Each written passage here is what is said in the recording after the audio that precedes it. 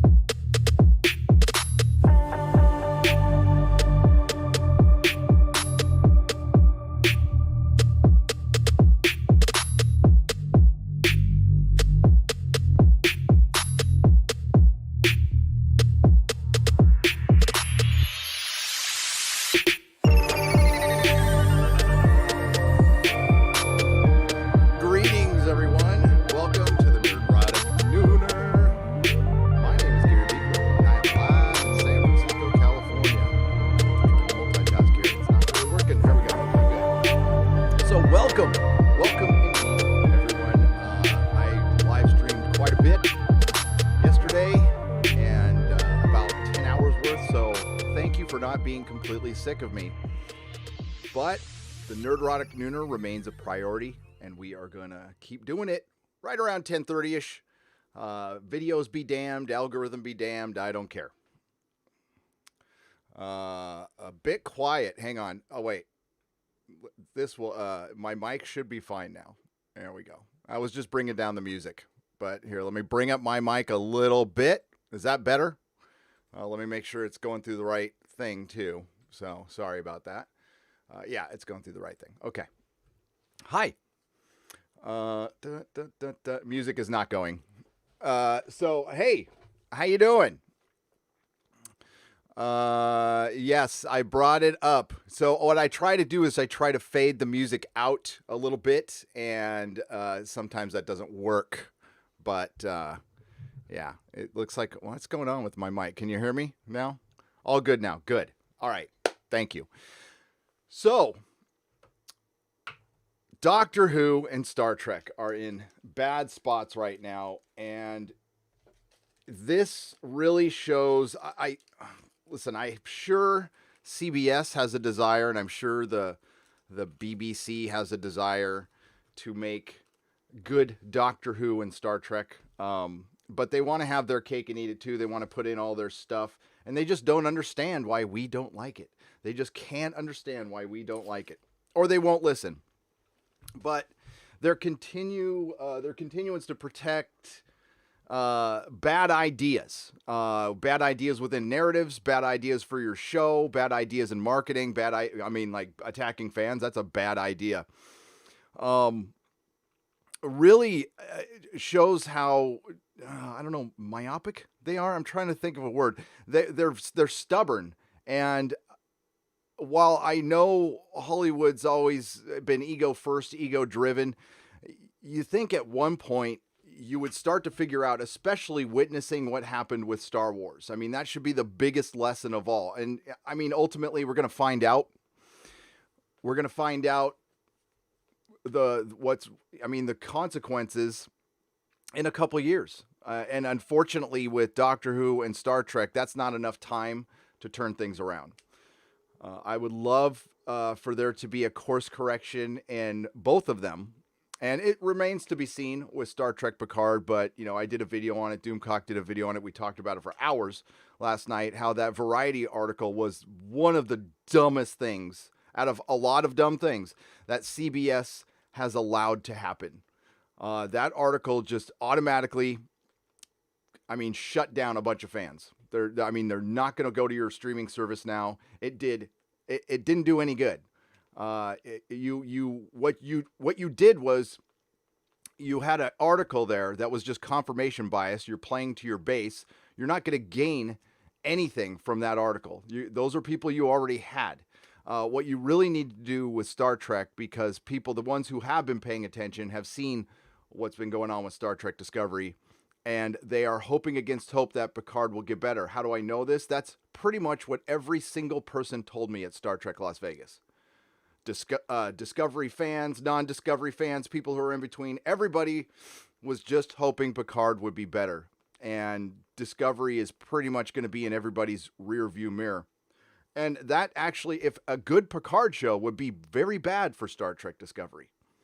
I can't imagine that the people involved in that show, who are just involved in Star Trek Discovery, including the actors, are happy that there's a Star Trek Picard show. They were the only game in town. And while we've had 2 Star Trek shows before on the air, I don't see it as a sign of success. If Star Trek Discovery was a success, why would you back the Brinks truck up, talk Patrick Stewart into coming back, letting him do whatever the hell he wants to the character? Is it all just for the streaming service? I guess it is. Now we have new owners. We have a new regime over at CBS, and it doesn't seem like they're willing to change anything. I've heard rumblings that Sherry Redstone does want to change stuff, and she does take Star Trek seriously. And realistically, it's not like you can pump the brakes on what's going on right now. They have tried to make changes to Picard. They have. That's what I've heard. But ultimately, it's watching that short trek told me everything I needed to know. That's it. I don't know how many of you out there watched it. It's pretty short and it's pretty discouraging. Now, if you are just a longtime Star Trek fan and you don't care that Starfleet's going to get obliterated and the ideals of Gene Roddenberry are just quaint things of the past, okay, I guess. That doesn't really make it Star Trek, though. That fundamentally changes it.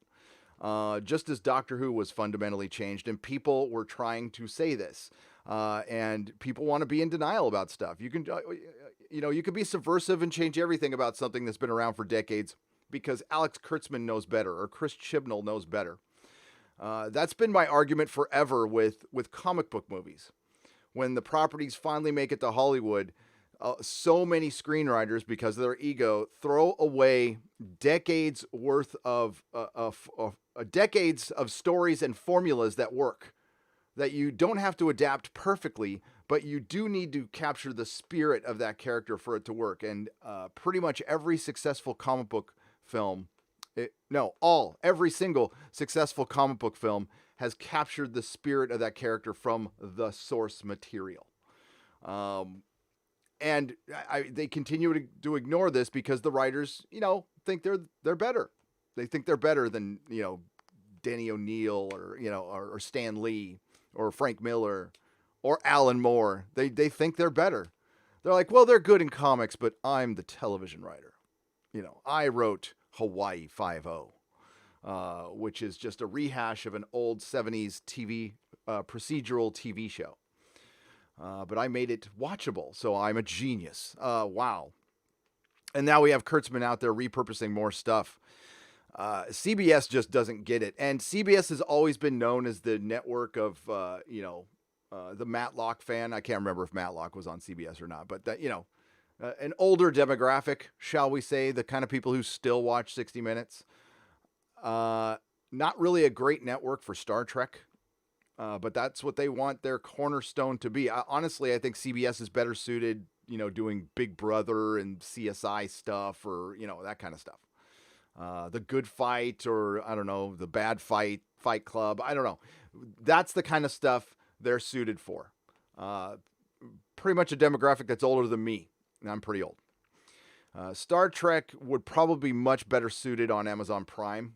Quite frankly, if Bezos was in charge of Star Trek, I think we'd get good Star Trek. Unfortunately, Viacom and Paramount has been in charge of Star Trek for a very long time, and quite frankly, they haven't known what to do with it for decades. Decades. Pretty much since Next Generation ended. I know some of you out there like Enterprise, and it's Shakespeare compared to Star Trek Discovery. But I'm not a fan of prequels. I like moving forward, and that's kind of what they need to do. They don't need to move that far forward. If you're worried about leaps in technology, just get on another ship and go on another mission. That's all you need to do. Two ships do not need to ever cross paths in an entire series. What you need to do is get people to like your new crew so much that they're not going to think about, oh, but Picard's out there. And, that's something that's going to eventually happen to The Mandalorian. People will like Baby Yoda and stuff, but then all of a sudden it's like, hey, Luke and Han and Leia are out there. A younger version of them are out there. When are they going to pop in? Darth Vader, or not Darth Vader, but, Emperor Palpatine is out there somewhere. Oh my God, Snoke. No, there's, and we're going to talk about that in a second, but there is, we'll see. We haven't seen how Amazon will fuck up Lord of the Rings. Yeah, Max Mercer, fantasy is a completely different element, and I imagine it'll probably be fucked up. I don't want it to be. I really want the Lord of the Rings show to be very good. I'm hoping for the best, but I'm looking at the people in charge, and I just, I don't know. Now, there are some Lord of the Rings Peter Jackson people involved, but there's an awful lot of bad robot people involved, and that's the biggest problem. So, and yeah, Dracula was pimp, says TC the Mandalorian. Dracula has always been a pimp, kind of, yeah. They made it kind of ugly, though, very ugly in the show. Hollywood has killed, skinned, and butchered fun, says Steve Donald. Yes, that's a great way to put it. We have lost the ability to have fun because Hollywood is still having a temper tantrum, and we all have to go along with it. We consistently see creatives, repurposers, actors telling us how horrible, we are living in horrible times, which I've been hearing that my entire life, and I'm sure you have too. And it really just depends on the individual. I personally think I'm having fun. Life is pretty good because I'm trying to work on my life, and I'm not too concerned with stuff I'm not in control of. There's not a lot I can do about it. Baby Snoke. Yes, Wonder Girl 60. Baby Snoke. That's what we'll get. He'll have a little scar. His little gold slippers. Remember when they were theorizing about his gold slippers? Yeah, those are the days. Collider did entire live streams about stuff like that. That's probably not a good thing to bring up. I'm sorry. Yes, Hollywood has the syndrome, man. Andrew Grimm, it's pretty bad. The fact that CBS is already patting themselves on the back for a second season of Picard when nobody has seen the first season shows that these people don't have give a flying F about the fans. They do not. I have not seen the Morbius trailer. I know it came out. I'm on a very tight schedule today, so I'll talk about it. I'll talk about it on the next Nooner. I'm heading to. No, CBS. Okay, back to that. CBS. It's all marketing now. Even picking up a season 2 for streaming services. Any show is automatically going to get a season 2 unless it's an outright flop, because we are currently in the middle of the streaming wars, and what they need is content. And they're desperate for content, and they really don't care what the content's about. If it's got a bankable name, a bankable IP, they want it. Now is a good time to be a repurposer in Hollywood. Enjoy it. This is your golden age of repurposing, and it's also going to be... it's going to lead into the dark ages for Hollywood. And they don't understand this. They are just burning through so much goodwill. And it's this desperate fight to stay alive. And there's a gazillion streaming services out there, and it's all going to, there's only so much we can take from Hollywood. And what sucks is there's going to be good shows that get lost in this. That's already happened with Counterpart. And then there's going to be shows that have no right to succeed, but are because they're being uplifted because of their agenda, or because none of these streaming services can show any sign of failure at any point right now. So again, you could be the hack of the hack repurposers, and your show is going to get 1 or 2 seasons. You're going to plop that in that resume, and that's going to get you work for the next 10 years in Hollywood. So enjoy it. Enjoy it. In the meantime, fans will be curious at first. They'll jump in, and they'll grow tired of it. Your content has to be good.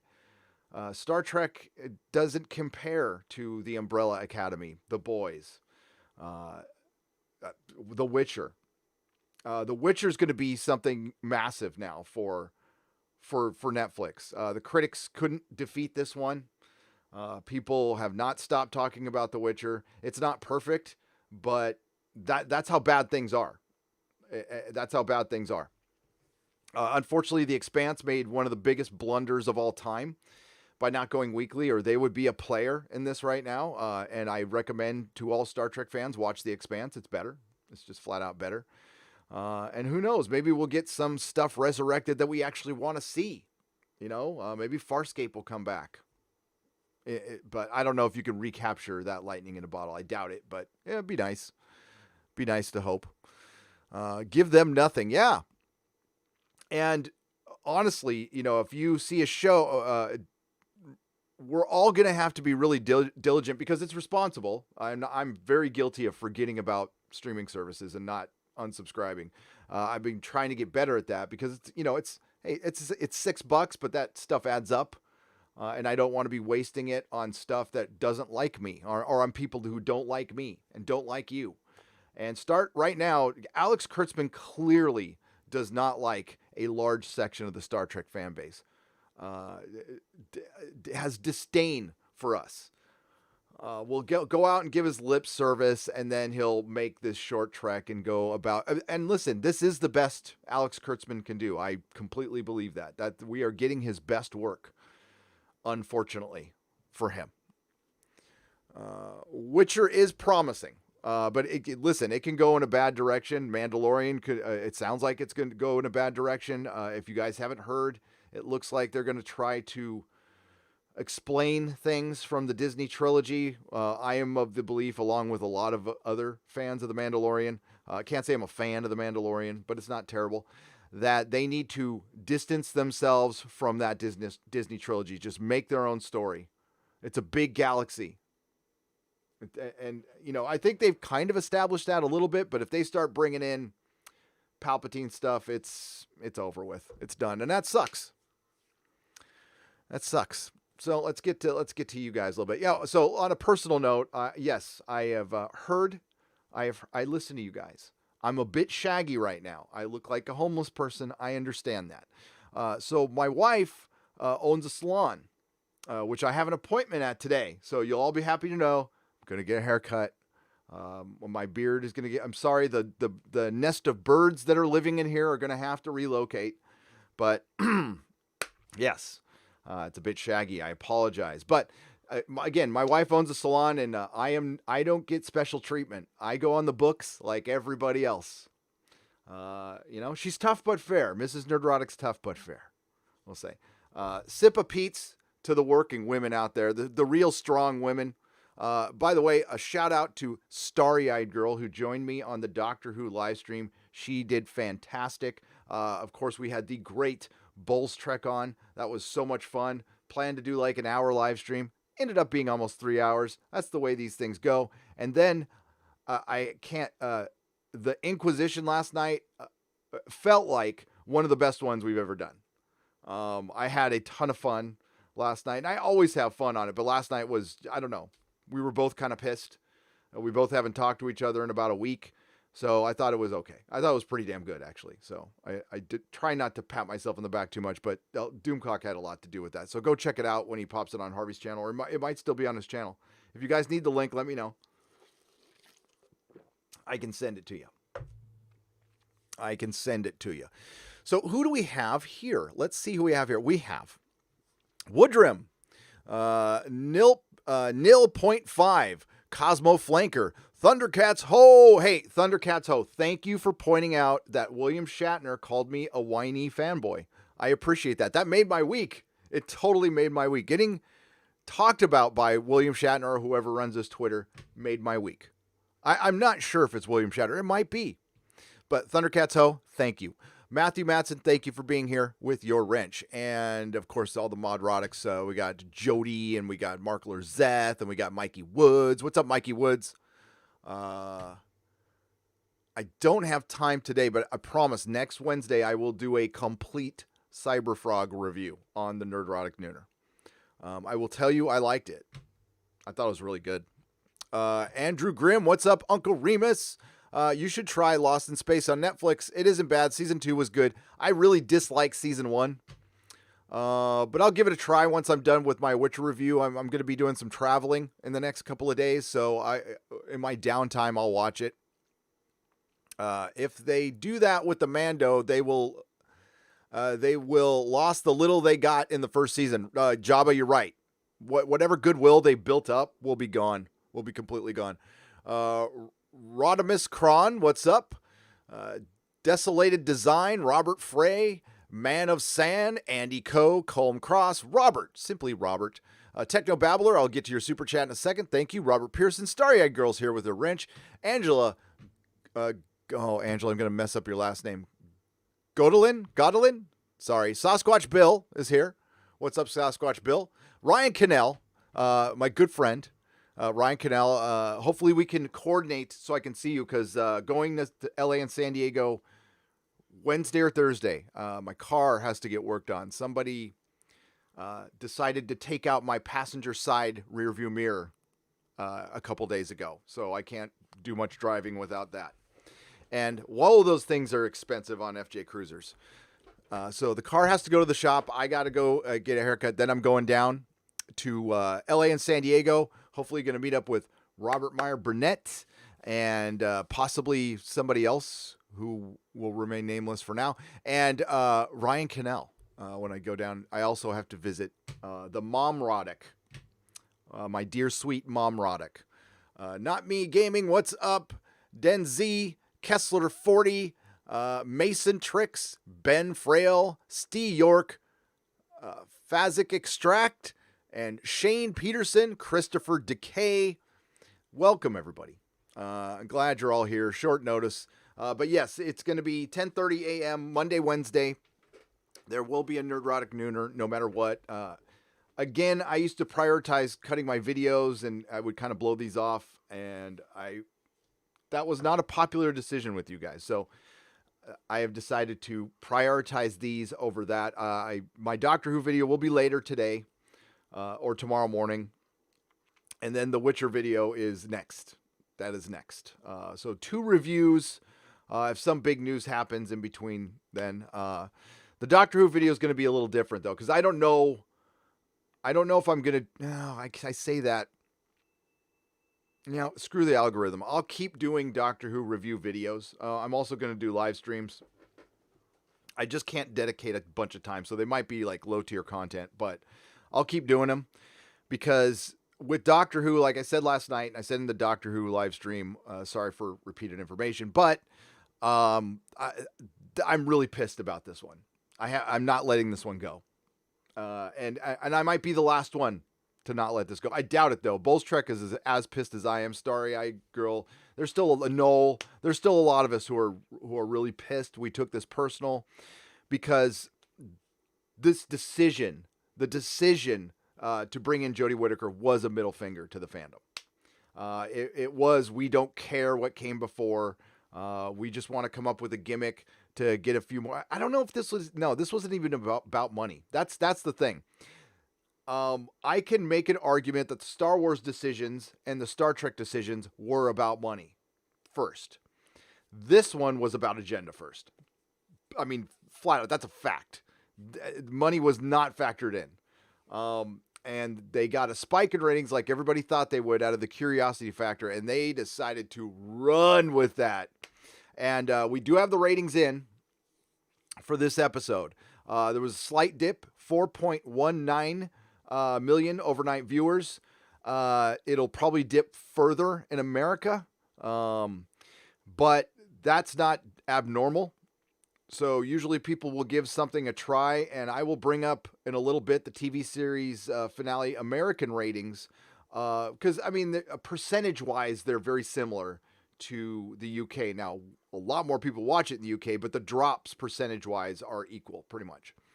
And you'll see that after Rosa aired and Arachnids in the UK, that's when the big drop happened, and this thing will be down by 3 million in a couple episodes. Remember, we're almost a third of the way through the season. There's only 10 episodes because they felt so strongly about Jodie. They gave her more companions, so it's less screen time. They gave her less episodes. The budget is clearly, I mean, there is no budget for this show anymore. Oh my God. The tight shots on I'm just going to call it the hoax, this thing right here. If you guys didn't watch the live stream last night, so they just repurposed this, and at least this thing has clothes. It's got Jeremy jeans on too. You like that, Ryan? It's got Jeremy jeans. Yeah, I mean it is the same damn costume, right there. The hands. These action figures are pretty good, by the way. So I mean it's a joke. It's a joke. Mando Merck says, Nerdrotic 8 show last night. Just popped in while at work. So I have to thank you. I needed something to listen to right now. Your timing is great. You're a real mensch. Mondo, thank you. Thank you very much. I appreciate that. And yeah, let's get to what you guys have to say. I'm just turning on the camera and talking on this one. There wasn't a lot of prep. I had to sleep, which I didn't do much of. Then I ran to the gym, got my Pete's and fired up the camera. Modrotics, just to let you know, I hear you. Okay, I hear you. I hear you guys. I love you guys. And the priority will be Nerdrotic Nooner. I mean, that's for one, I really like the name. I have some theme music for hopefully Wednesday. I can bring it up. Some copyright-free porno music from the 70s, which is actually pretty good music. It's pretty good. I have to really make sure it's copyright free or I play some for you right now. I'm pretty sure, I'm like 80% sure, but I have to be 100% sure. I don't want to risk any copyright strikes. Bird of Prey 5, Kapla, my friend, for $5. At the end of Star Trek Picard, Picard wakes up and this is all delusions from his Irumodic syndrome. None of this is real. How is that syndrome progressed and how can he still go out? I mean, listen, you guys have seen the trailers. He sounds, I mean, listen, he's great shape for 79 years old, but he sounds tired. How much screen time can he have? I'm worried about him. He doesn't need to do this. He's got enough money. I don't understand why he's doing this. It's a bummer. Watch Vinland Saga anime on Amazon, says ECK Cons for $1.99. I will remember that and I will check it out. I'm looking for anything good right now. I've been just rewatching Castlevania. I recently, after I saw Dracula on BBC, I showed Mrs. Nerdrotic a little Castlevania. So it's called the Vinland Saga.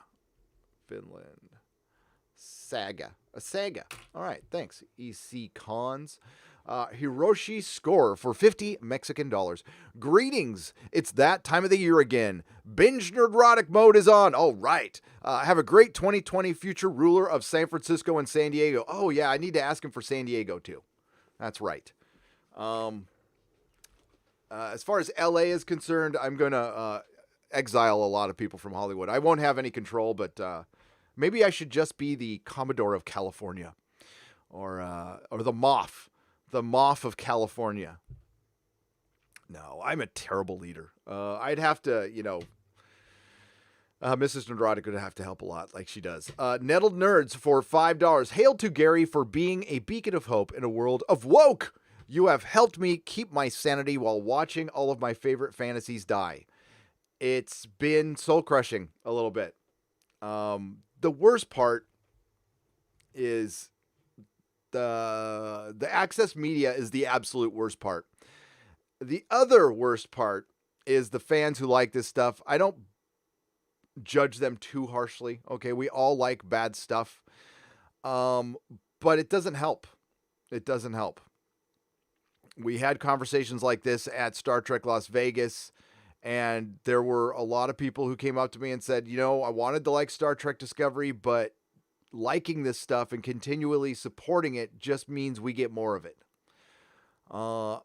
And it doesn't enact change. And we're seeing Star Wars is the first one to really show some real change. Way too late. Way too late. Star Trek and Doctor Who are, quite frankly, they have been behind, which is terrible. Doctor Who was so far ahead of Star Wars and Star Trek in so many things, and they put themselves behind. Star Trek was always behind. They started out behind. The only thing they got out in front of was having their streaming service start earlier than anybody else's, and it didn't work. CBS All Access is nowhere near as good as Disney Plus, which is nowhere near as good as Netflix. Netflix is still the gold standard of streaming services. It's got a bunch of stuff leaving, but I don't know. I'm not ready to throw dirt on their grave yet. And Amazon Prime's really good too. But both of them need to dump the binge model. I enjoy that you're binging Nerdrotic, but that's after it airs. After it airs. You can always binge stuff. But the binge model is unsustainable. Look at how many people are talking about The Witcher right now. Imagine if they released it weekly. It would be insane. It would be the biggest show in the world right now. Probably. Screw the critics. People will be talking about it every week. There's still people talking about it after a binge. Just times that out by how many episodes they had, and it would have been better. And again, you can always binge it. There are some shows that, quite frankly, are better binged. Unfortunately, imagine if Doctor Who released all at once. If they released all 10 episodes at once, it would be a memory by now. Like nobody would be talking about it within a week. That I hope for. Take the bad stuff and drop it all at once. Off topic, speaking of Dracula, the Helsing anime made the current leader of the Helsing family a woman, but they made her a great character. It's not a new idea at all. BB Meyer for 25 Rons. You are correct. I am aware of the Helsing anime. I have not watched it, but I am very aware of it. And there's Doomcock was mentioning there's a play that have done it. Like that is not anything new. That's why they probably shouldn't have done it. You could have done a million different things with Van Helsing, but the thing is, how is she going to battle Dracula? I know this is Dad Bod Dracula. I haven't seen the third episode yet, and I haven't had a desire to see it. I didn't like the second episode. The first episode had some very good elements to it. It did. Some great camera shots, great editing, great effects for a BBC Netflix show. But it's still like every time it took a step forward, it took a woke step back, and I was like, oh God. I've seen worse in shows. But maybe, this one maybe could improve. It's done in the Sherlock formula, so you're not going to see season 2 for like 2 years. So, we can just, I don't know. It just seems like, I don't know if the Sherlock formula is going to work either anymore. We'll see, especially when you're dropping all those at once. I do like 90-minute episodes sometimes, though. I do, if it's something that's good. Gare Bear MT is now a member at the proto-molecule level. I thank you. I appreciate it.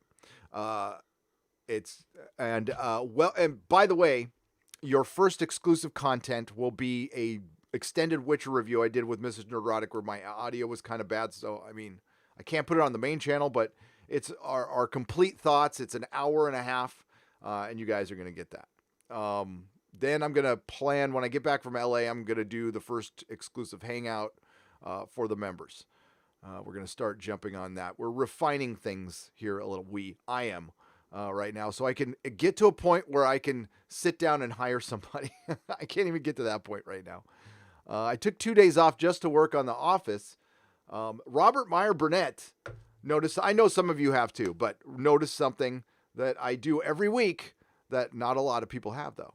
I add something to the Walls of Wonder every week. I mix it up. I bring something here. But I finally brought it out, the First Doctor, who's probably behind my microphone right now. My big chief First Doctor. I finally got one. He's right there. That thing was so expensive for so long. Lo and behold, Jodie Whittaker's Doctor Who comes out. The price drops dramatically, and I was able to get it for cheap, which sucks. Reznor's Advocate. Trent Reznor's Advocate. I like Trent Reznor. I do. Fan of Nine Inch Nails. Yeah. Amazon is, I'm more of a Ministry guy, but I like Nine Inch Nails. Amazon is like a suicide bomber waiting in the corner of a busy Walmart, biding their time until they find enough people to take out. Wow. Jesus. Amazon is predatory to retailers. And I will tell you something they did in 2012 that I almost canceled my Amazon account. I didn't buy anything off of Amazon for a year straight. I was pissed. Amazon sent people, they gave a coupon. I'm paraphrasing here and I'm not remembering this perfectly, but in 2012, they offered a coupon for people to go in and scan product in retail stores, and then they would like match the price or anything or something like that. And it was to get data on retail stores. So people were coming in and using their barcode scanners in my store. And I had to enact my third rule. I'm like, no, you can't do that. So when I started see people doing that, I felt like a dick, but I'm like, you can't do that. You can't, if you want me to match a price or something, just verbally ask me and I will say yes, like 99% of the time. If somebody buys a stack of comics, I would have gone, they throw out a price to me. It's fair. It's like, all right, I gave discounts all the time. No problem. But coming in and, I don't know, barcode scanning my product for Amazon, fuck that. So yeah, I wasn't happy with them for that. That was bullshit. North American Hammer for $5. Hey Gary, you inspired me to start my YouTube channel. Good. A great decision. Any help would be greatly appreciated. It's under this name. Thank you so much. Yeah. I'll shoot me an email and we can set up a time to talk. Most certainly. First unsolicited advice, content. Just start putting out stuff. Kind of like CBS All Access. Don't worry about what the content is. Just start putting out stuff.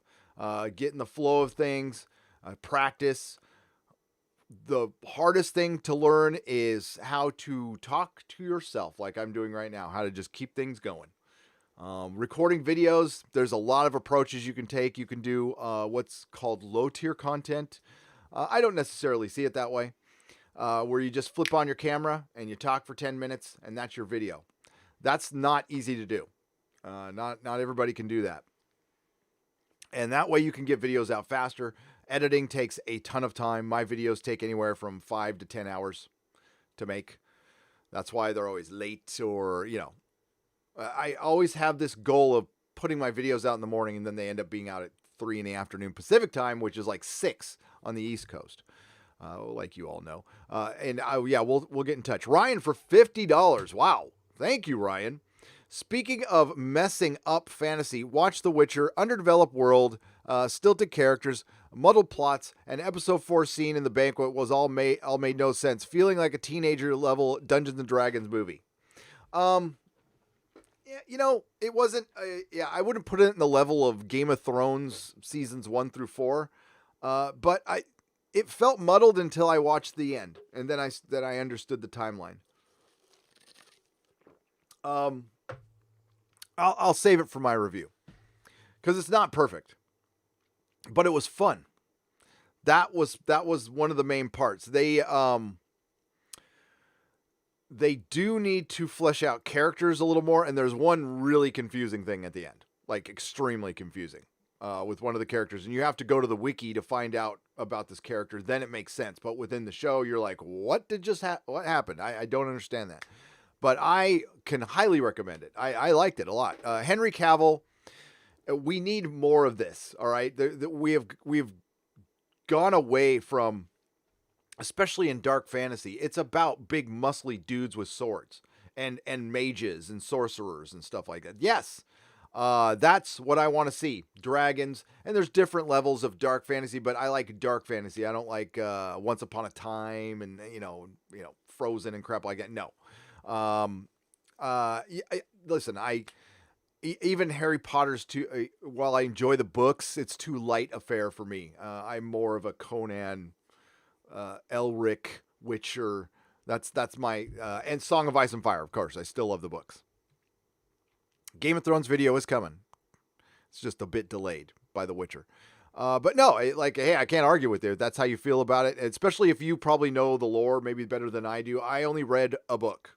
I didn't play the game, and I didn't even read the books in order because Last Wish is first. It's a collection of short stories. I read Blood of Elves. That was enough for me, though. I liked it, but maybe I would feel different if I knew all that stuff through and through first. Techno Babbler for $5. Rewatch DS9 episode about Kaiko teaching the wormhole and the religious debate. So smart. Don't think we'll ever get Star Trek for smart people like this again. No. Techno Babbler, not from Alex Kurtzman. Not from Alex Kurtzman. No, it is dumb Star Trek for dumb non-Star Trek fans. Ripple Gamer for £2. Dreading the Buffy reboot. It's going to destroy me. Are they still doing that? Is that still happening? Let me check.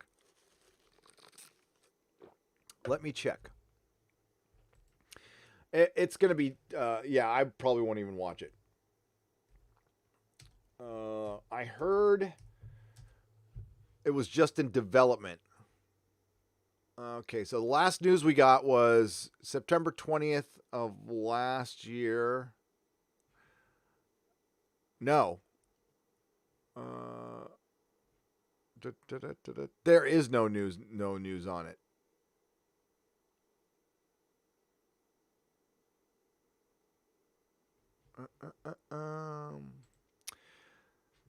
Digital Spy does their fake little updated articles where like everything you need to know. But it's nothing really new. So I'm looking through it now. That's the same old news. So it's in development. It's not officially canceled or anything. Yeah, Ripple Gamer, that sucks. It will be awful. It will be terrible. It can't be redone.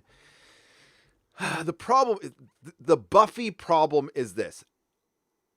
That show was of its time. It was great. It was a great show. It's one of my all-time favorite shows, that and Angel. That will never change. What it spawned was, kind of this era. It did. So it's responsible for a lot of hacks trying to emulate Joss Whedon and putting in current year woke. And that's pretty much why we got this shit. It's not Buffy. It's not the show's fault for being good. And I'm not going to blame it. My opinion's not going to change on that show. My opinion has changed on Joss Whedon, who I considered a genius at one point in time. Don't consider that anymore. This is why you probably, as a creative or a repurposer, should not go on the Twitter and open up your mind, because I really didn't need to know what I've learned from Joss Whedon, and now I won't check out anything new by this guy. He's got an HBO show coming out. I care less. And his prime is long, far behind him. He's way past his prime. Buzzkill for $4.99. Thank you, with no comment. Thank you, Buzzkill. You're not a Buzzkill here. Lou 3000 for $2. Firefly will come back. LOL. Speaking of, man, it's like it's synergy, man. That's a show that actually could come back with the original cast. I don't know.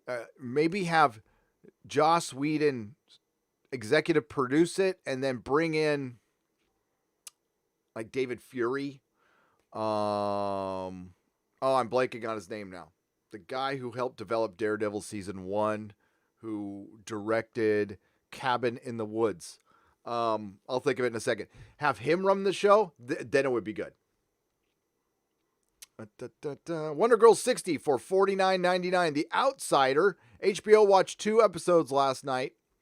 had a really good cast of actors. I thought the episodes were pretty compelling. I will check it out. The Outsider. That is, yes. Isn't that a Stephen King thing? Am I wrong about that? Maybe not. But yeah, I'll check it out when I have my downtime later this week. I made a comment of how, but thank you, by the way, Wonder Girl 60. Thank you for the $49.99. That's amazing. So for that alone, I will give The Outsider a shot, a real shot, and I will watch the first 2 episodes based on you. So thank you, Wonder Girl 60.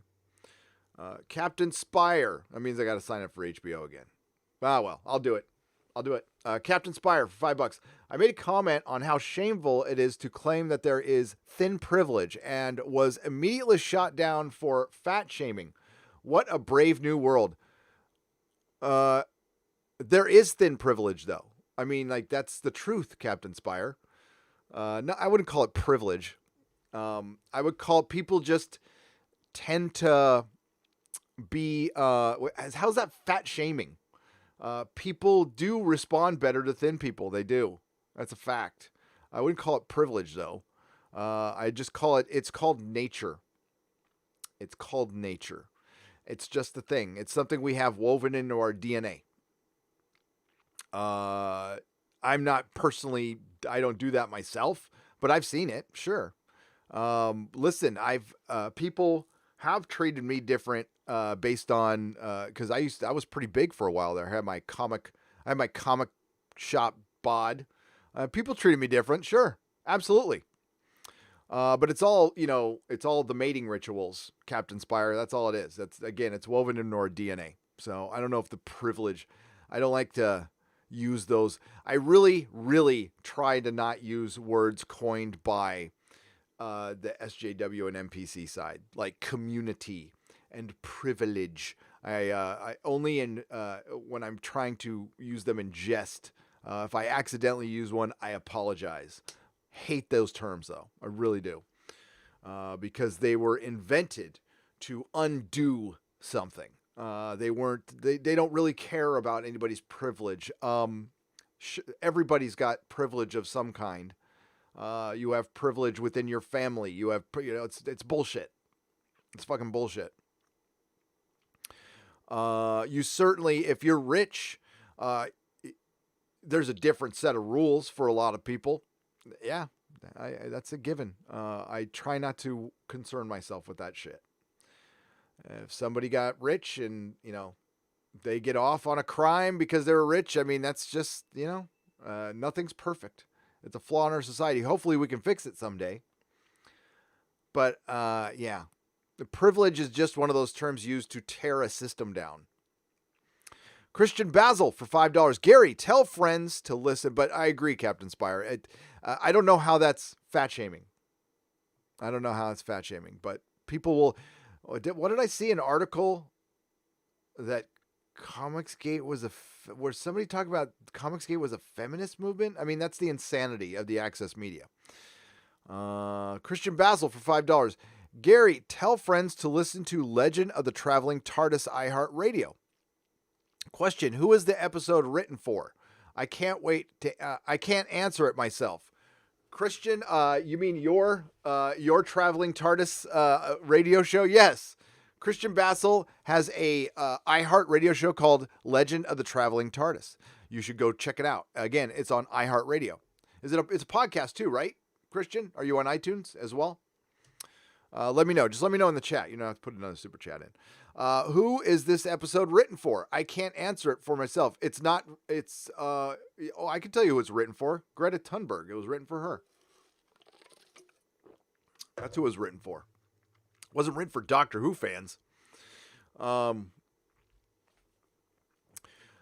You're all clear, kid. Hashtag Skylo. 200 watt studio for $2. Too many jokes there. Sky Solo. I want to call it Skylo. The shipping of Skywalker and Solo is everything wrong with fandom. Period. The fact that it gets oxygen is just, shake my head. Hubert Lepicki for 10 PLNs. What's a PLN? Thank you. No comment, but Hubert. Thank you, Hubert. I appreciate it. I can't read. Daniel for $2. Japan isn't this stupid. Anime releases weekly. It does it? Well, that's smart. No, Japan has their pop culture like refined. Absolutely refined. Although you don't hear a lot of calls for diversity and inclusivity in Japan, do you? Saruin of House Roundhead for $4.99. Did you read The Last Witch or Sword of Destiny? Not yet. They take place before Blood of Elves in the Witcher series. Season 1 was based on those books. Yes, it was. No, I decided to read Blood of Elves because that was just the first one that crossed my vision. It's also the first novel in the saga.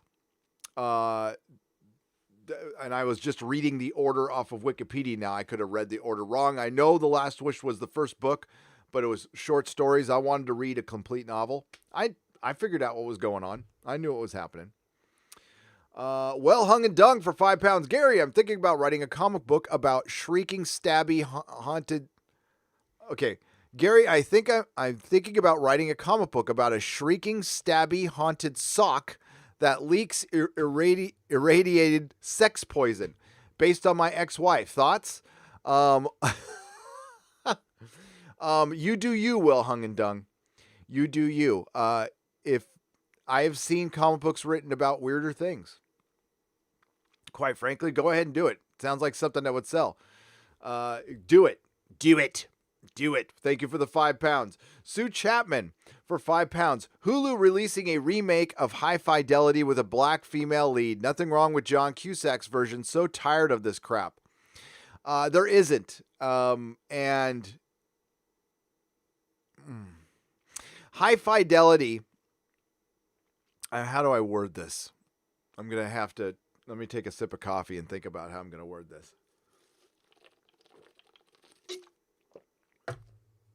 High Fidelity is a book and a movie that plays to suburban Generation X. Period. End of story. Even though it takes place in a big city, it is for Generation X, where the most of us, when we were young and working, we were working in retail, and all of us wanted to work in cool retail, like a record store, and own one someday. High Fidelity is it's in my top 10. Ironically enough, it's in my top 10 films. And yeah, they could remake it and it will just be modern day repurposed trash. And I'm sorry to the black female lead. But this generation has no idea what that's about. They wouldn't care about it. What that movie spoke to us. It's purely for Generation X. So good luck with that. It's about a record store, for Christ's sake.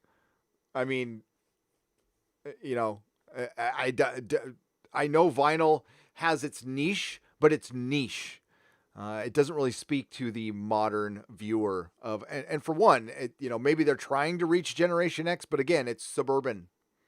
It's very suburban. I'll just leave it at that. Paul Mail. Hi Gary, sorry for the small super chat.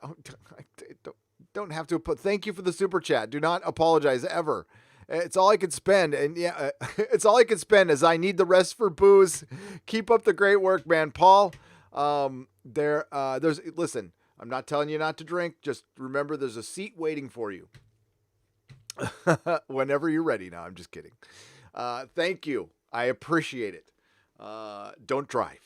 What did you think of the Morbius trailer? I was skeptical when I saw Jared Leto, but could be interesting. No Spider-Man, though. Eric K., I have not seen it. I saw the picture last night, and I thought the picture was pretty good. But I have not seen the trailer, so I can't comment on it. For $5. Cesario JPN for $5. Glad Babylon 5 is stuck in some weirdo study accounting malarkey that will probably shield it from woke reboot for the foreseeable future. Yeah, Babylon 5 is caught in some rights hell that is actually a good thing. No, it's good that Torchwood hasn't come back. and Farscape hasn't come back, and Babylon 5 hasn't come back, because I mean Torchwood would be god awful.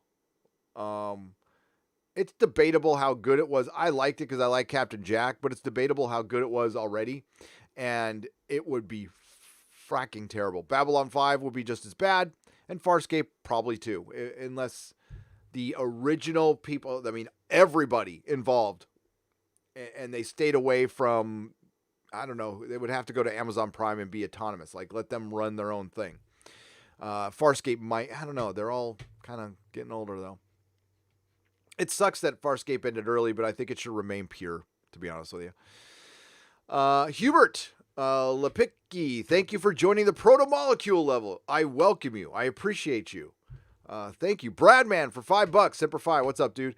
Is there anything to protect Lord of the Rings lore, or can Amazon destroy it like Disney did Star Wars lore? Yes, there is something that protects Lord of the Rings lore to a certain extent. Tom Shippey and the Tolkien estate.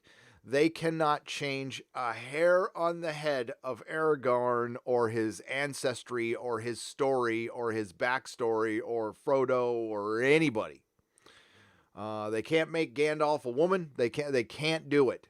It is against all the language in the contract.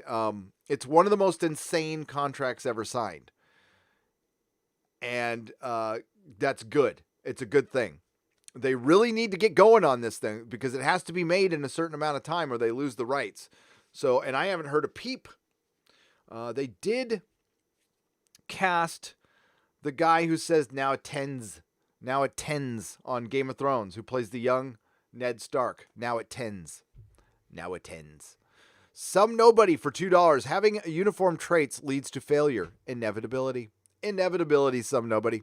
You are correct. Christian Basil. It just jumped on me. Gary, I read that one. Some nobody, Japan. Oh, it jumped on me again. Oh, that's why. Solving Forex for $2. I like big butts and I cannot lie. He cannot lie. I do too. That's true. Skinny butts, too bony. Solving Forex. Man, this thing jumped on me too. I got to go double check now. Boop, boop, boop. Okay, we're good. Cryogenic for 10 Rons. I appreciate the 10 Rons. It's a RON. It's a monetary that I don't know. I'll figure it out. But I like calling Rons. We have Rons. We have Huffington Posts. We have Zardozes. I like those. And we have Canadian pesos, like from Big Red Bear. Imagine how bad they could make all of those properties, like truly awful. It's getting, I mean, you got to make light of a bad situation. So it's getting kind of fun predicting the wokeness, and it's so predictable because there's only so many places they can go. It's like, well, this episode we have to complain about the environment and the patriarchy. And next episode, we need to complain about the patriarchy and the environment. And then the next episode, we need to complain about the patriarchy. Then the next episode, we need to just complain about the environment. Then the episode after that, it's patriarchy and environment, and we need to gender swap something. Yeah, it's just, it's kind of like Mexican food.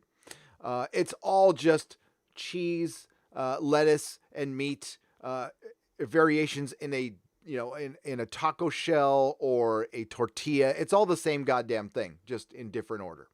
That's what wokeness is, except Mexican food is good and wokeness is not. That type of wokeness. Well, wokeness is not.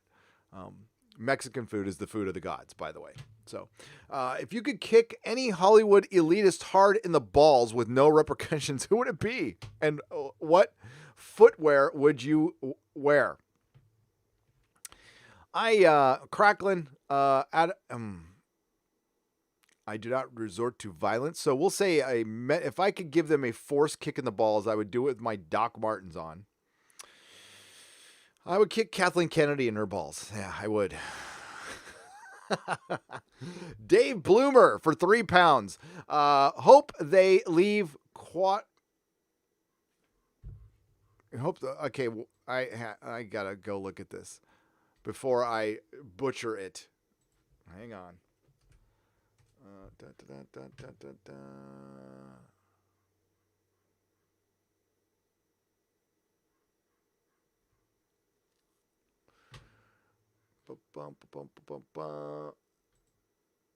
They're not going to leave anything alone. So, okay, so do you say this Quartermass? Professor Bernard Quartermass. I mean, the fact that you just brought it up, Dave Bloomer, for 3 pounds, I hope they leave Quartermass alone. They're probably going to do it now. I'm just kidding. I don't blame you. But they're just waiting in the wings. They're not going to leave anything alone. I don't know how the BBC plays into the streaming wars. I honestly don't know. They might be fine the way they are, or they might be dead in a couple years. You guys can educate me on that one, how they're playing into this. Hi, Mary Ashmead. You're number one. Hope everything is fine in your world. I know it's been like really, really bad. So I'm glad to see you here, and I hope things are okay. All hail Mary Ashmead, the patron saint of moderators. For closure, watch Dracula episode 3, then burn the device you watched it from. Words cannot describe it. Off Nix. I've heard it's really bad, and that's why I've avoided it. According to Christy, hello, and thank you for being here. 16-bot mascot. Italian is very satisfying, but man, it's so bad for you. It isn't if it's made right. I went to Sicily, 16-bit mascot, and I ate like an American, and I lost weight there. I lost weight. So I don't know. I've never lost weight traveling. So it's how they prepare it. That's got to be it. Mexican food, man. That's no, you're gaining weight. And you know what? I can't wait to go to San Diego and have a carne asada burrito. It's like on my brain. I'm actually going to bypass LA, which I should go to first because it's closer, to hit San Diego first so I can get a carne asada burrito. And yes, you can get carne asada burritos in LA. It's not the same. It's not the same. LA and San Diego, the reason they're not a megalopolis is because of Camp Pendleton, a big Marine base that kind of separates them. But they are two different worlds. They are completely different cities. They are not alike at all. The only thing similar is not LA. People always confuse Orange County. Orange County is not LA. So coastal Orange County and coastal San Diego are exactly the same. It's a lot of bras. Like, bro, I was like surfing, and then I went skating, and then I did a little skiing bra, and then I went out in my quad at Glamis, and then I came home and I did some more surfing and smoked a bunch of bud, and it was awesome. I mean, that's SoCal. A good friend of mine, Jay Trussell, perfectly described San Diego as the land of the lotus eaters. Which is what it is. It's so beautiful there, and it really is. It's a beautiful city on the coast. It's very brown and deserty, but on the coast, it's gorgeous. It's freaking paradise, and it's a great place to grow up, and it's hilarious every time you watch the news there. San Diego, there is no more people proud of San Diego than San Diegans. So as you can hear me talking about, it's freaking the greatest place on earth. It really is. To grow up, had tons of fun there. Had some very bad times there, but it's home. Okay, I've lived in San Francisco for going on 20 years. I am still SoCal, but it's different from LA. It's really different. That's interesting that gets brought up. While I was prepping for the Inquisition last night, I was noticing that football was trending, and it just brings up some very bad feelings about my team leaving San Diego. And I'm sorry to talk about the sports ball, but this does relate to fandom. And I wished, I talked about it in the Inquisition, I wish the NFL had a fandom menace that could have stopped the Raiders from moving. And honestly, St. Louis, I think the Cardinals should still be in St. Louis. That's how old school I am. And I think the Rams should have stayed in LA. I don't think teams should move. I don't think cities and municipalities should build stadiums for billionaires. I am 1,000% against that, but I used to be a football fan. San Diego stood strong, told Dean Spanos to F off. And now the NFL or the Chargers cannot come back to San Diego. They won't be welcome back. Not with Dean Spanos. Good for them. That's what more fandoms need to do. When they treat you that badly, the San Francisco Chronicle wrote a beautiful article about how the Raiders and the Chargers should stay where they are, and just a little quote in it says it all. That Dean Spanos risked any quick gain the NFL or Star Wars or CBS can get by by disrespecting fans. You risk offending somebody for life, a grudge. Fans will hold grudges for life. So when you have Patrick Stewart coming out and talking about that political issue in the UK and the Orange Man here, which I don't talk about, you risk offending Star Trek fans who have been there lifelong, forever, when you didn't need to talk about that. You know what? If you wanted to subtly put your damn message in Star Trek and you wanted, if you do it in an interesting way, fine. That's what Star Trek does. The talent isn't there to do that with Star Trek Picard. But that article, it did no good. It was really dumb for them to come out with that. And it was arrogant. It was arrogant. It was a middle finger to a lot of fans. And you need those fans. You do. Your show is expensive. You need subscribers, CBS All Access. That's all I'm saying. Hollywood going hard in the paint for this, for one partisan side is so ridiculously stupid. Why do you think your movie ticket sales have gone down with your films? I mean, there's a lot of factors, but the main one is people are tired of your act, Hollywood. It's not. Films are overall getting worse. Television's getting better, though. Marvel is the only thing keeping your theaters alive, and that's not going to be for much longer. I'm sorry. While Black Widow looks interesting, it's not exciting. It's not. I mean, it looks like Winter Soldier Light, and we've been there. It doesn't look like we're going anywhere new. We're not seeing any new superheroes. I mean, none that are significant. And it's way too late. This should have been a phase 1 movie, to be honest with you. Phase 2 at the least. So yeah, you risk, there are people out there who will hold a grudge for life. I probably will for Star Wars. I don't think there's anything the Mandalorian can do to bring Luke back for me. So what do I care about this world?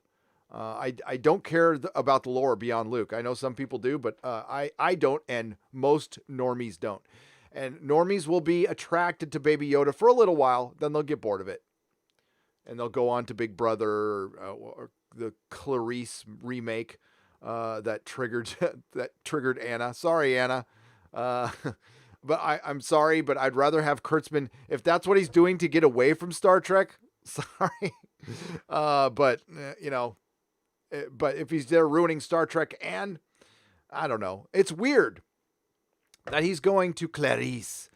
And Brian Fuller started Star Trek Discovery and then got fired, probably due to the actions of Alex Kurtzman, in my opinion. And now Alex Kurtzman is going somewhere where Brian Fuller did it better, with Hannibal, with that property. All right. I digress.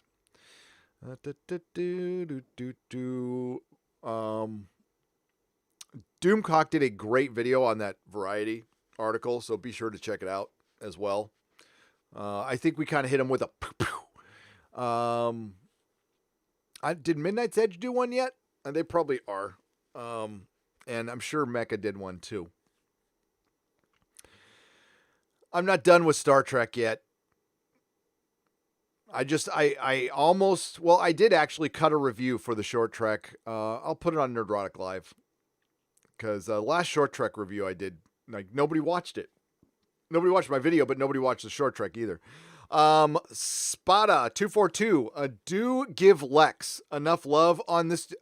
Do give Lex enough love on this channel. I haven't seen Lex.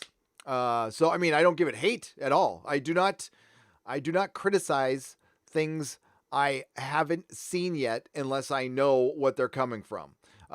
Star Trek Picard, I'm criticizing the article. I think the show's going to be bad, but I could be wrong. So I'm not criticizing the show yet. I'm criticizing what it looks like they're going to do, but not technically criticizing the show yet. If it turns out to be good, I will be happy to report that Star Trek was good. Yay. I was wrong. But Lex, no, I haven't seen it. I'm going to see Blake 7 first.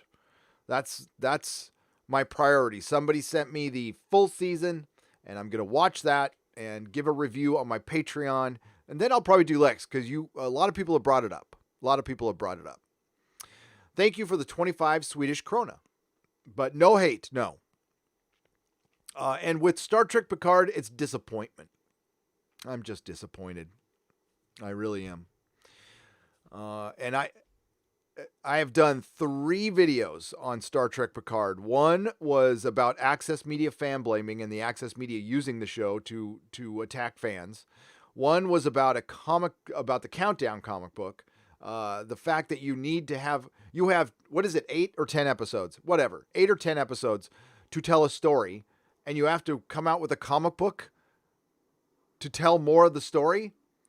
That's a failure in itself. Now, that proves to me that there was massive reshoots because there's probably continuity errors, or they probably had to cut something out, some characterization that you have to now fill in with a comic book, which means you failed before you even start. It's fact. The show still could be good. There's always a possibility. So, but when it comes to Patrick Stewart coming out and saying there's going to be current year stuff in it, and that's the only reason I came back, and the next generation, the world of the next generation does not exist anymore. And Variety put that in huge print. Why do you think they did that? They're the Access Media. They were telling the story that Alex Kurtzman and CBS wanted to tell, but Variety did them no favors by making that the feature part of their article. The Big Red Bear for Canadian $10, almost like they were luring us out. And yeah, I totally took the bait. Hell yeah. And it tasted good. We're in serious trouble of a real ecological collapse. It's simple chemistry. Denial won't get us anywhere. But you know what I don't want to see in my escape from the nightmare? But you know what? I don't want to see it in my escape from the nightmare. Take a guess, LOL. The Big Red Bear. For Canadian $10. I mean, I don't know. I'm not a scientist. That's why I'm not going to get into a debate about it. But the one thing I've done a lot of research in is the past, where there has been a lot of cataclysms in the Earth's past. Volcanic, meteors, possible pole shift. That's theorized. I don't think it's been. Listen, everything from the past is theorized because nobody was there. But what we got from ice core samples and stuff, especially from the here, I'll even get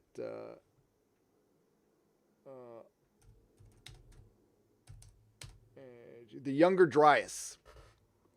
The Younger Dryas era of the Ice Age, which ended abruptly and restarted abruptly in geological terms, which is like 1,000 years. We don't know what caused that, but it was a massive extinction. There was 2 miles of ice, like on Wisconsin, all over North America, and it all melted really quick.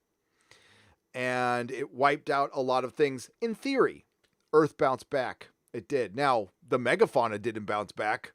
Pretty much anything over 150 pounds on average died. Now, the theory out there is that man did it. Man hunted them to death. Like the woolly mammoth were all hunted to death by little men with sticks, even though they outnumbered them 30-1. I'm sure they killed a lot. But there's a lot of evidence that they were killed in a mass extinction too. Especially if you go up to Siberia, there's all those bones piled up. That didn't happen by accident. So we don't know what happened, but something bad. Earth bounced back. It does. Doesn't mean we're not going to bounce back, though. It doesn't mean you should throw trash outside your door. Doesn't mean we should belch carbon emissions in the sky. Yeah, I totally agree. Problem is, the solution isn't a better solution. Right here, I worked for them. They have giant batteries, the length of their car, filled with battery acid that needs to be put somewhere. It's not better. It's not a better solution. And I don't know what you do. But we have top men are on this. Top men. But I don't need to hear about it from Jodie Whittaker and the BBC and Doctor Who. What I would like to hear about is the Silurians or the Master coming. Honestly, I'm rooting for the Master. I would rather he was in every single episode. I don't know. I don't know. The Autons. They have an opportunity to use them in an environmental episode, and they're not. So I look forward to Jodie Whittaker fighting plastic, which is bad. I mean, plastic in the oceans is bad. But I don't know how a fictional episode of Doctor Who is going to change any of that. But it's going to bore me. I know that. Have you read Storm in... how do I pronounce that? Storm and Triggy, The Trigon Empire by Dawn Lawrence. And do you think it'll ever be made into a series? Never even heard of it. My name is pronounced like the Y from you. So it's you. Okay, so it's you lemons for 10 pounds. Thank you, it's you. If that makes sense. And it totally makes sense. No, I have not heard of it, but I will look it up and I'm going to write it down in my little notes.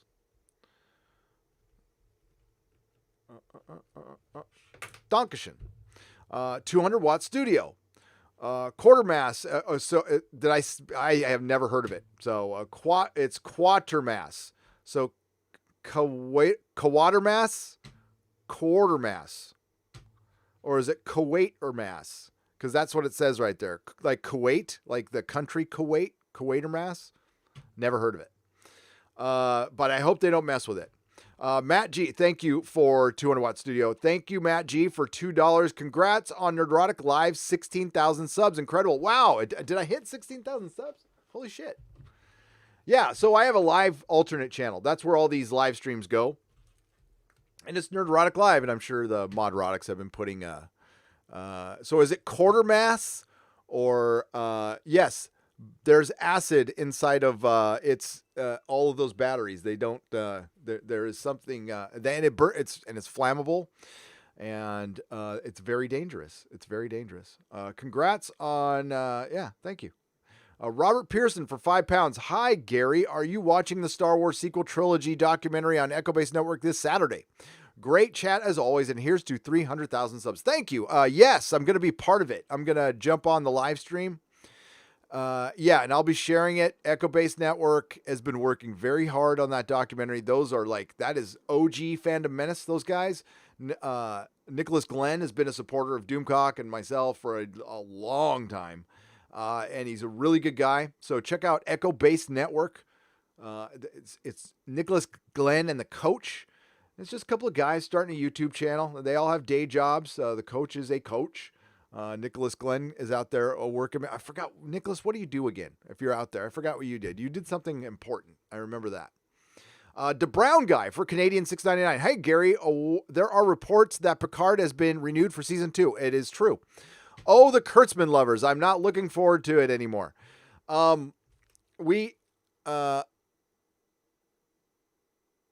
Okay, I'll get to that in just a second. The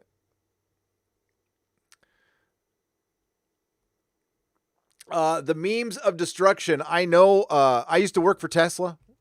So I know what they have coming out. But I'm under an NDA. I'm just going to say, don't believe everything you read. That's all I'm going to say. But I am under a pretty serious NDA on that one. So I'm not going to say anything. The Brown Guy for Canadian $6.99. Hi, Gary. There are reports that Picard has been renewed for season 2. Oh, the Kurtzman lovers. I'm not looking forward to it anymore. I can't say I was looking forward to it, but I was hopeful. The Brown Guy. And I'm sorry you aren't either. And that's why this article was dumb. I just don't understand why they did it. It made no sense unless they were just trying to get out in front of something. Maybe. It makes no sense. It logically makes no sense unless this thing is so woke and so bad. Part of the reason I heard it was testing poorly is Patrick Stewart's not in it that much. Like, he's not in his own damn show that much. He's like half the time. And it's, I don't know. I guess we'll find out when it comes out. And I will be covering it live right here, 6:30 p.m. Pacific time. I believe it comes out, is it Thursday or here? Let me double check that. 10 days from today. So it's Thursday. Yeah. So Thursday, it premieres at 5:30 on CBS All Access. I will be on 15 minutes after it airs. So like 6:45 on the 23rd. And I will be doing that weekly. Plus I will be doing videos. So same thing I do with Doctor Who and with every other TV show I've done. But I will be doing videos for that one and live stream. So I'll be very busy on Thursdays. Zarkon. Oh my God. How am I supposed to read this? Zarkandi Grissom. Zarkandi Grissom for $5. Retcons to prop up new characters needs to stop. Greatness comes from doing great things, not tearing down the achievements of others. Exactly. Better others as well. The only reason they go back to these established things is because they're lazy, and it's Hollywood. It's Hollywood not wanting to take a risk on anything right now, which this is the time of risk. This is the time you should be doing stuff. Arguably, The Witcher was kind of a risk. It's an established property, but it's niche. It's niche. And I will say it worked. It's on a good path. But it could go horribly wrong, or it could go horribly right. We're going to find out as a first season goes, and you all know this. First seasons are tough.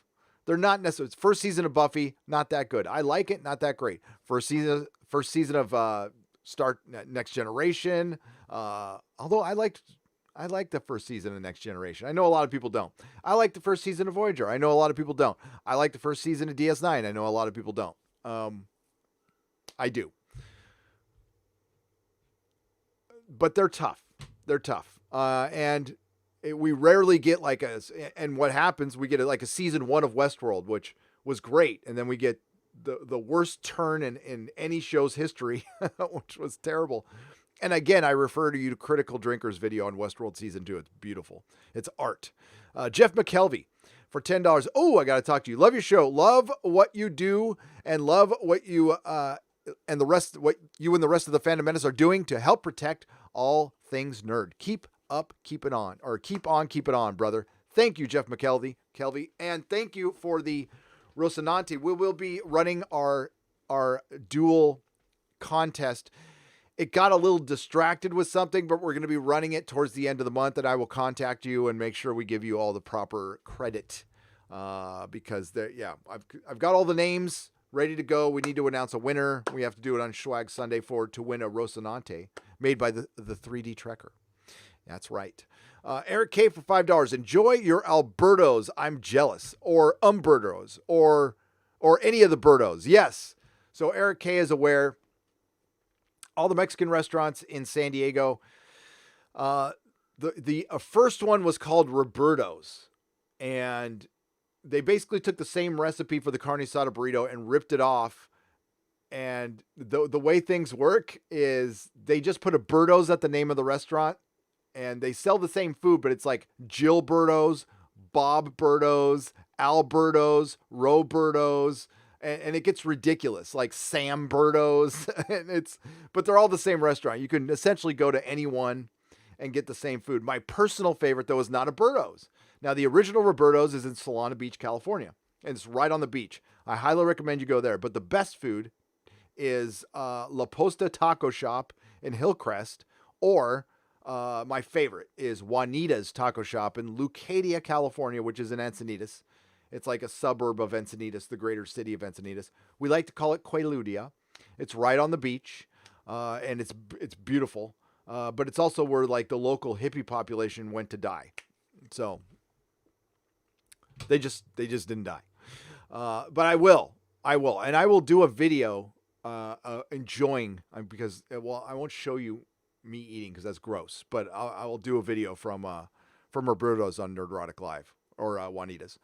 Captain Mohart for $4.99. Gary, did you notice that in the last episode of Doctor Who, how Jodie talked about the cat lady's nice tail? Yeah. And it wasn't that nice of a tail either. It was weird. It was very weird. And I can't believe I didn't notice it looked like John Candy. I was like, oh my God, that was such a miss on my part. But the great Doomcock got it. He got it. Yeah, she was checking out her tail. Yep. Well, they're already shipping Yaz and the Doctor. Is it the Yoctor or I don't know. I mean, shipping is, I can't stand it. Thank you, Captain Mohart. Zeev for 225 PLNs. Polish new. So it's a Polish dollar. From the home of The Witcher. Zeev from the home of The Witcher. Polish new, actually called Zalti Golden among natives. By the way, try watching Witcher with Polish dub and English subs. Stay awesome. You know what? I'll do that. Why not? I'm currently watching it for the 4th time. Anthony Sansom for £1.99 and no comment. If you want to put a comment in the chat, though, go ahead, put @Nerdrotic, and I will try to read it. I don't know if they wouldn't let you. I don't know. Nigel Mayo for £2. Ricky Gervais. There are 4 lights at Hollywood. There are 4 lights. Listen, there are 4 lights. There are 5 lights. Ricky Gervais, a person I don't agree with at all, except for what he said on the Golden Globes. It was great. Thank you, Nigel. Nigel. We're always making plans for Nigel. Ooh. That's an 80s song. Guess the band. Mary Ashmead is a new member at the Proto-Molecule level. Welcome. Welcome. Forever Sci-Fi is a member of the Proto-Molecule. Welcome. Mary, you didn't need to join. You are the Queen Wrench. Mahler's thrashing was epic. Matt Curie, it was. Mahler's video was a work of art. It was, and I'm not kidding about that. But welcome, Marion. Thank you. Forever Sci-Fi, thank you. Get it together now for $2. Best intro, Tom Baker, Genesis of the Daleks. You mean, okay, what's best like cold open or best intro for a series? It might be. I can't argue with that. I've never thought about what the best intro for Doctor Who is. I will acquiesce to you on that one. I'll have to think about that one. Mexican Iron Man for $9.99. Mexican Iron Man stands ready to deliver to the San Francisco Emperor and Imperial Bay Area Governor Gary Nerdrotic quality Mexican food that is certified as both gluten and woke-free. Hail to woke-free guacamole. I'm sorry. Hail to woke-free guacamole. Guacamole. Food of the gods right there. And my mom lives in the avocado capital of the world, Fallbrook, California, where the best avocados are grown. They are. Dave Stevenson for £5. I think hope wokeness is dying with shows losing money. I also hope the success of The Joker means a rise in R-rated movies and shows. What do you think? Yes, The Joker changed everything. It did. The David Chappelle effect includes The Joker. So David Chappelle happens. Bill Burr happens to a certain extent. Joker comes out. And it shows the cracks in the power of the access media. The access media starts losing power. And the franchise owners start noticing this. Then they roll the dice on Joker. It's a $55-60 million film. Makes $1 billion without China. And that made everybody perk up. Now, you're not going to see the results of this for 2 years. So remember, a lot of this female-centric stuff came from Wonder Woman. Wonder Woman's success made everybody go hard in the paint for, we need a woman action star, because where's our woman action star? I know we have an IP with the woman action star. And that's what we're at the tail end of. And it's all factored in with the 2016 election stuff. But in a couple years, you're going to start seeing character study superhero films, and it's not always going to work. Believe me, I said it on my Joker review. This is not something Hollywood's going to try to emulate it, and it's not going to work. It's just, but maybe it'll get them to force creatives to be creative again. I am a big fan of limiting the budget. I mean, it's not even my money, but I just think we get better stuff when they're on a limited budget. Go back and look over history. The Matrix. I mean, first Spider-Man movie, the first X-Men movie. I mean, it's not a classic all-time film, but it was watchable. It was good, and they were on a strict budget. And I think it just forces people to be more creative. And I do hope we get more. I mean, I don't want it all to be R-rated, but I want the option. I want Punisher to be R-rated. I want Ghost Rider to be R-rated. I want Daredevil to be R-rated. Those aren't kids superhero comics anymore. Daredevil's been an adult comic book for a long time, for decades. So that's something that should be rated R. And it was done perfectly on Netflix for 2 seasons. Utter perfection. Yeah. Blockheads for $2.79 Canadian. I made a toy of you. You cool if I give some away? Yeah. Oh my God. Yeah. I'd love to see it. Show me. Email Gary@nerdrotic.com. Whatever you want to do. If you want to do what you like. Absolutely cool with it. Thank you. It's an honor, Blockheads. It's an honor. Mary Ashmead for $2. My favorite. I wonder if I can share this. I'll share it. What the hell? I like the farting cat or the farting fox, whatever it is. Wait, hang on. Oh my God. I really need to organize this a little more. There we go. We want the other window capture. That'll do it. And we're going to get this up here. Someday I'll get a producer, but why? I don't know. Why? I'll get Mrs. Nerdrotic to read my super chats. So there we go. There it is. I like that. The farting, it's farting hearts. It's farting. I like it. Thank you, Mary. And Tracy Wilborn, thank you for the super chat. And just so you know, when I'm talking about like monetary, like PLNs, so that's Polish. And then we get, are there any Zardazes up there? That's Swedish krona. No Zardazes. Yeah, I think that's South African. South African. All right.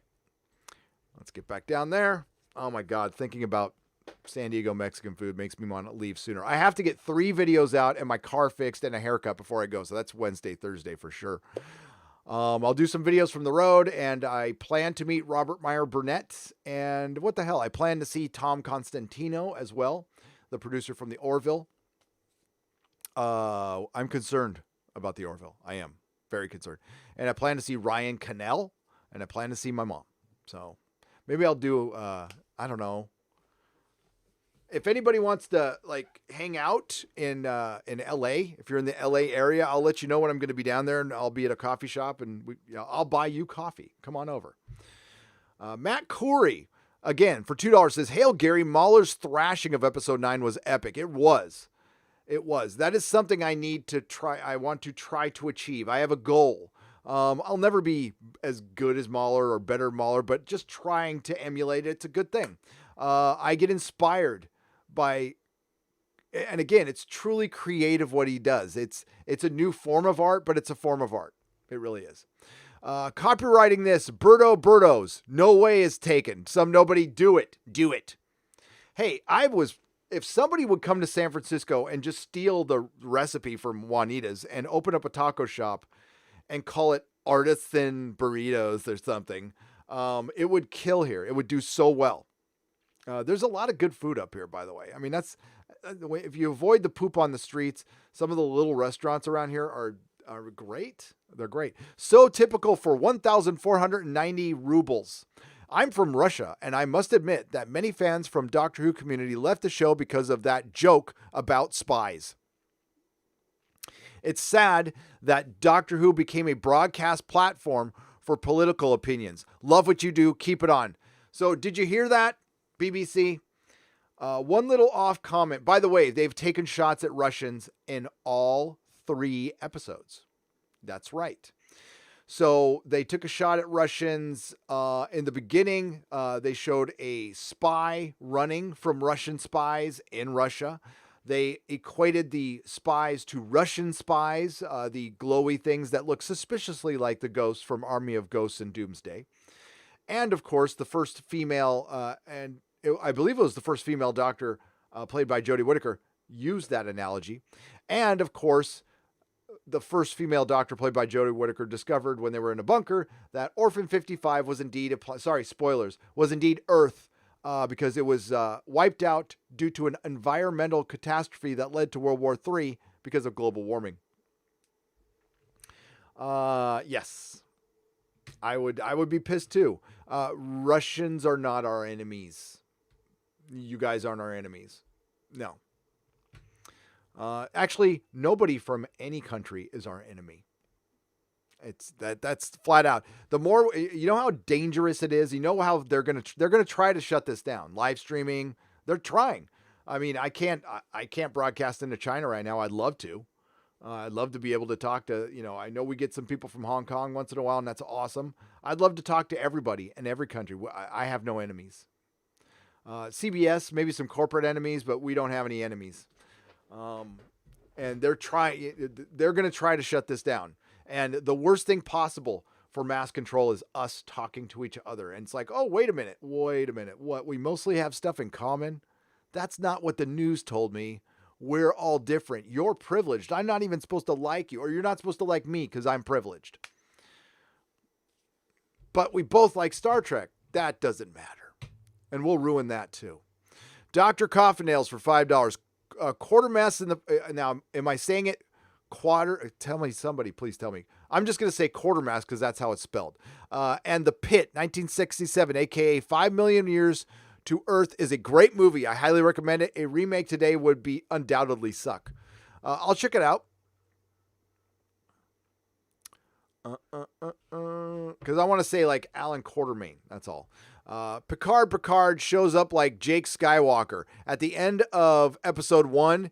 In episode 2, new crew only. In middle, Picard shows up in the last 2 episodes. Says 200 Watt Studios. That would be terrible. I do know the first episode pretty much has a lot of your cameos, and that's it. They might plunk some down in it, but like Riker and Troy are not going to be in the entire series. They might show up twice. I don't know. Again, I have a ton of inside information on this one, and I'm saving it for a video at a later date. Joker sweeps Oscar nominations. Video at Clownfish TV. I fuck the Oscars. I mean, I'm glad. I'm very happy to hear that. Fuck the Oscars. Joker was my favorite movie of the year, and it's probably yours. But I'm glad but seriously, the Oscars can suck it. If you've ever seen 5 Million Years to Earth, you actually saw Quartermass and The Pit renamed in the U.S. I haven't, Tracy Wilborn, but I should. Thank you for the $5. I will. No, but I should probably check out the original first. I love Clownfish TV, though. So go ahead and watch their video, but don't watch the Oscars. But definitely watch Clownfish TV. And it's good that it sweeps it. I did see their thumbnail, but again, I'm on this tight schedule. I should probably... Do we want to read out the stupid Oscar nominations?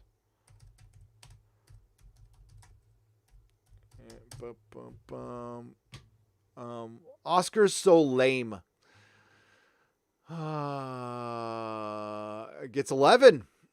Oh my God. It requires me to go. I'll go to Hollywood Reporter. I don't want to go to like anything else. So Oscar, I'll tell you right now, this is Hollywood's attempt at, this is a page turner here. The fact that they are going against the access media and giving Joker 11 nominations might be a good sign of the turn of the tide. I'm not telling you to watch the Oscars though, because this will still be an Oscar episode filled with Orange Man bad. Now, I haven't seen 1917 yet. I plan to see that tomorrow night. People I know and trust love it, so I'm probably going to like it. The most ever for a comic-based movie ever. I love the Joker. It's barely a comic book movie. Come on, let's be real, but I love it. Leading the snubs were female directors, as women were left out in the listen, merit, people. They need to be good. Their vaginas don't mean they direct films better, okay? It just doesn't. It doesn't mean penises either. Were the films good? That's it. Quite frankly, when Jessica Jones went all female for season 2, it got so much worse because you just went all female. You cut out half your. I mean, it was just dumb. Where's the list? We're already Oscars, so why women shut out as directors? Oscars will go hostless. Can I see the nominations somewhere? I don't, because I really don't care about any of this shit. Oh, they want me to watch a video? Fuck that. Hang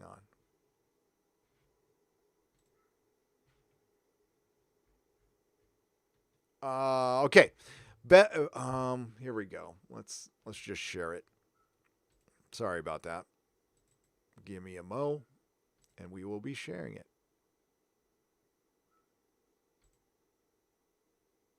That's not it.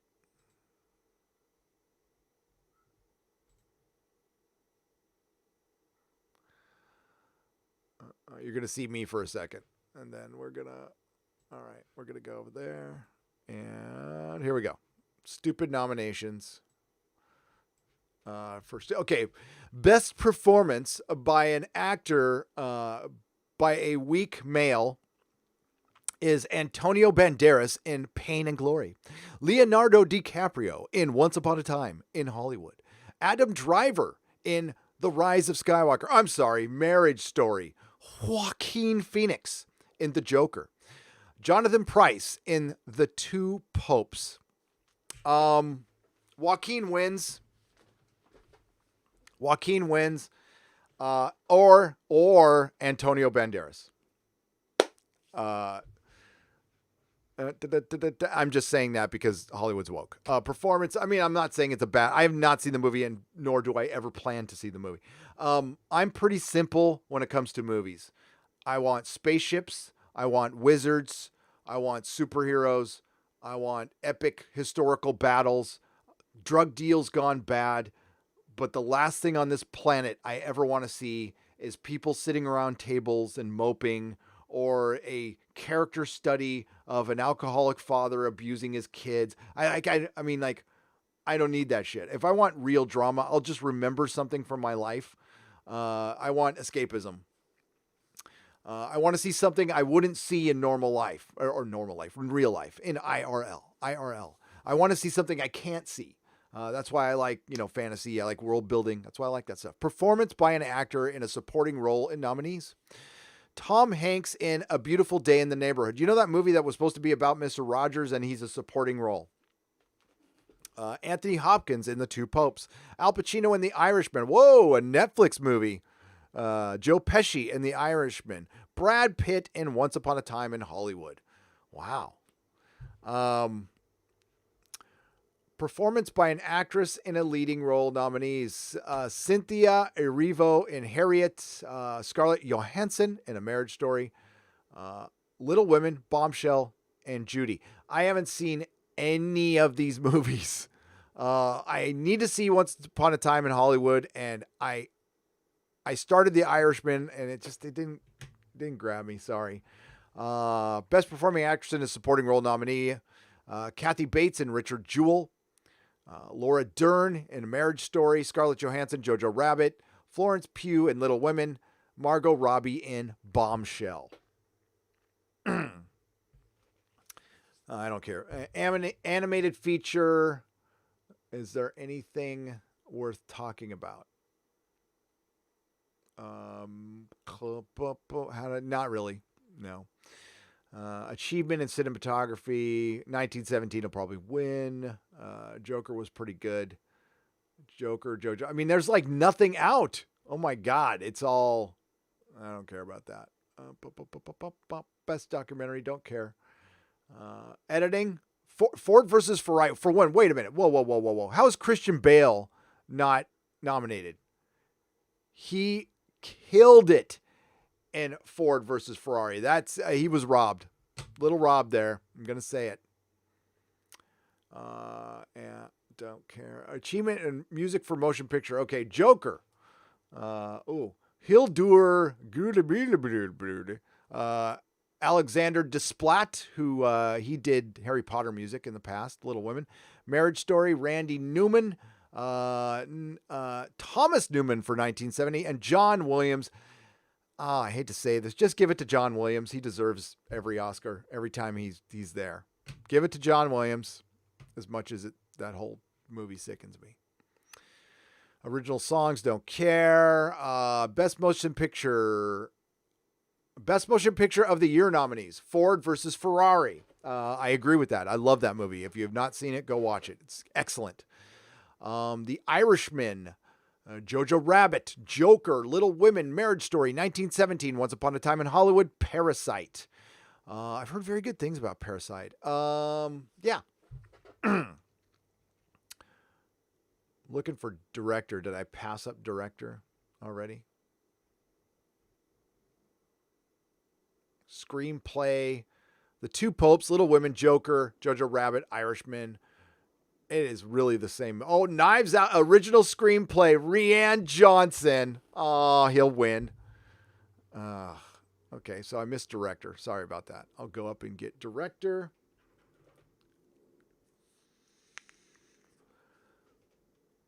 How did I miss it? It must have been above editor. I used to really care about this stuff. I know it's the gay Super Bowl. Okay. That's what they call it here in San Francisco. The gay Super Bowl. Achievement costume design, achievement cinematography, best animated feature. How did I miss director? Okay. That's weird.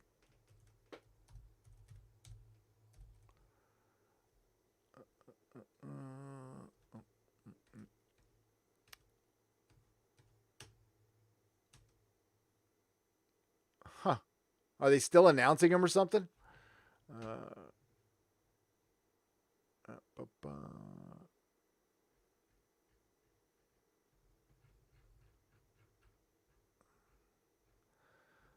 Oh, well. I'm sure it's going to be Todd Phillips, right? Let me look for Todd Phillips.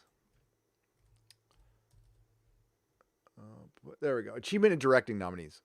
So, achievement in directing nominees. The Irishman, Martin Scorsese. Joker, Todd Phillips. Apparently, they're mad at each other. I don't know, over this whole Joker situation. I don't know all the details. 1917, Sam Mendes. Once Upon a Time in Hollywood, Joaquin Phoenix. And Parasite by Bong Joon-ho. That is quite a list. I haven't seen Parasite. Again, I've heard very, very good things. Do you think Todd Phillips will win? He should. I don't think he will. I think they will give this one to maybe Sam Mendes, of what I'm hearing in 1917. But we'll see. We'll see. And I don't care. I just simply don't care. Oscars so lame. We don't need them. We don't want them. We don't need them for our validation. Joker was great. That's it. Back to you. Back to you, chat. J. Davila Ashcraft for, I got to keep an eye on the time there, for $2. Is it Ashcraft? Sorry if I've said that wrong.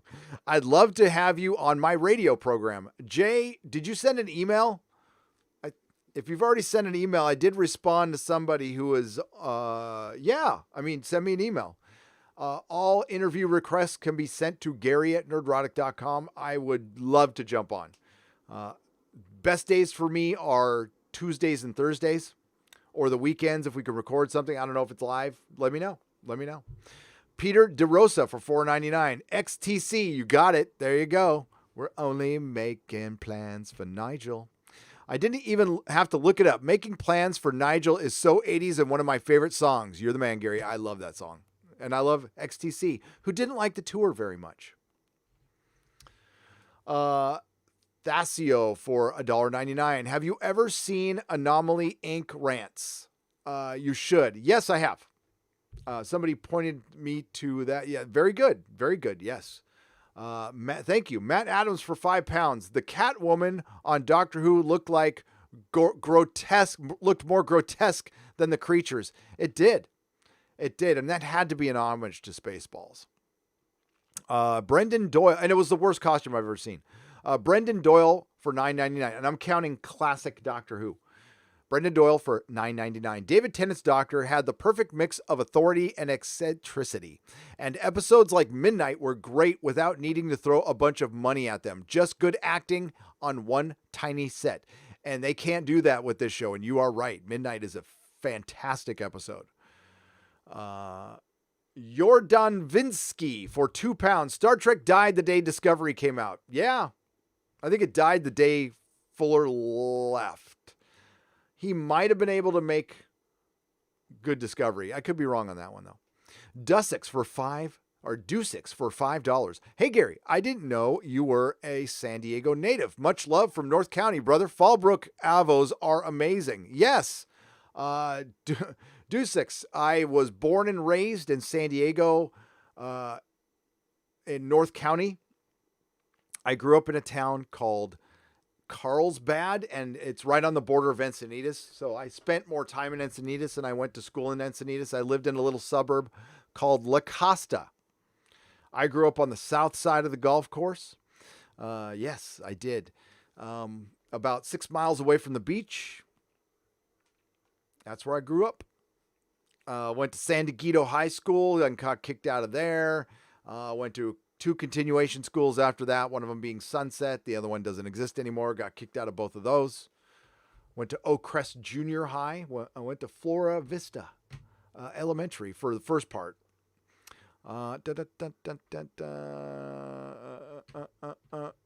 Hey, Gary, I didn't know you were...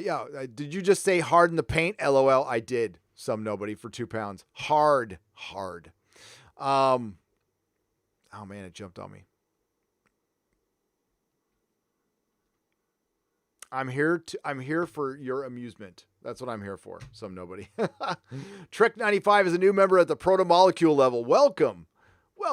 The work will continue. Adam Wolfer for $2. Hey, have you seen the Morbius trailer? I have not, but I will watch it after. I would love to watch it on the live stream and review it live, but I would get a copyright strike. And it'd be really boring for me to watch it and you guys wait while I watch it. So I'll do it next time. I imagine it'll be, I don't know, is Venom going to be in it? Venom was a surprise. I don't know if Sony can do that again. Scottish Nerd for £5. Gary, have you seen Dalek Invasion of Earth with Peter Cushing as the Doctor? Introduced the Robo-Man, a cool concept revisited by the Peter Davidson's Doctor. I have watched the Dalek Invasion of Earth. Yes. I think they have some of the coolest posters ever made. Yeah, I like them.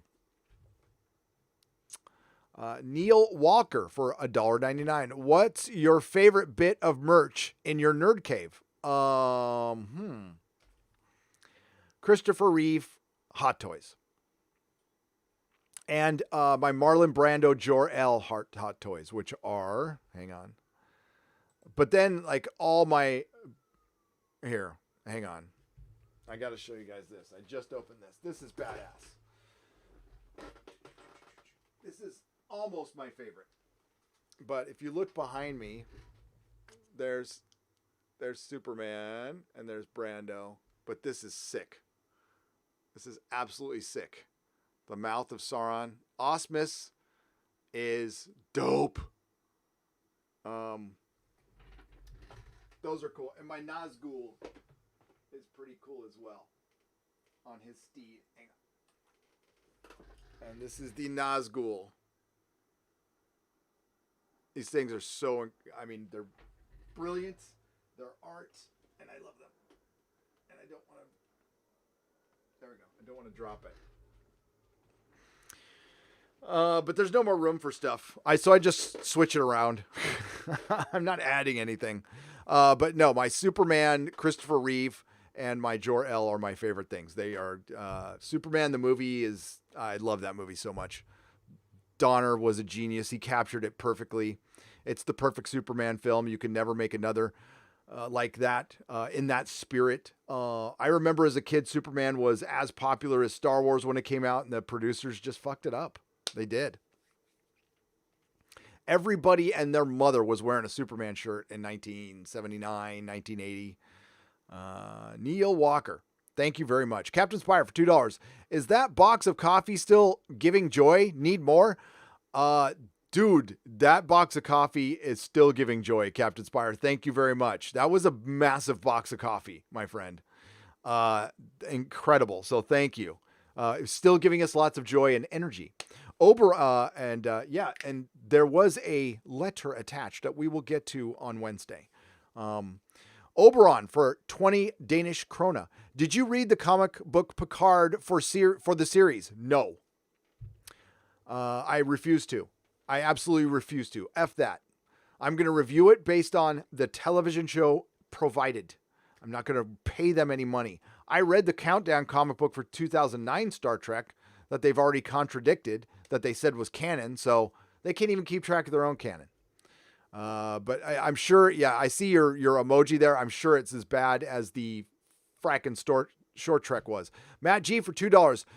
You like RHCP John Frusciante is, do I like Red Hot Chili Peppers? John Frusciante is back. I like the old, but I mean, I go way back, like way before John Frusciante. I saw the Red Hot Chili Peppers when they played Iguanas in Tijuana, when Dr. Demento was playing them. True men don't kill coyotes. That's right. Dave Stevenson, but they'll probably play Coachella, which I'm going to now because Danny Elfman's going to be there. Dave Stevenson for £5. What I love about Joker winning so many awards is it's making the Access Media reviewers who gave it awful reviews look like agenda-pushing fools. And you're right there, Dave. You're right.